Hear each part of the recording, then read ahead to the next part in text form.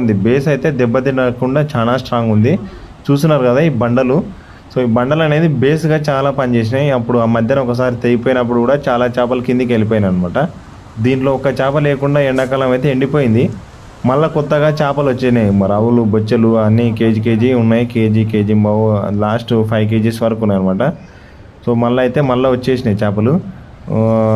ఇంకా ఈ చిన్న చేపలు అయితే ఆటోమేటిక్గా ఇవైతే ఉంటాయి, ఇంతకన్నా పెద్దగా లేవు.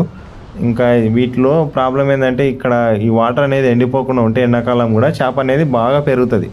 చేప అయితే దీనిలో నుంచి కిందికి అయితే రావడానికి ఉండదు, ఎందుకంటే ఇక్కడ సో ఈ సైబాన్లు పైపుల్లాగా అనమాట, ఎక్కువ కిందికి గుంజలేవు. దాంట్లోకి చేప అనేది చాలా సాధారణంగా తక్కువనే వస్తుంది.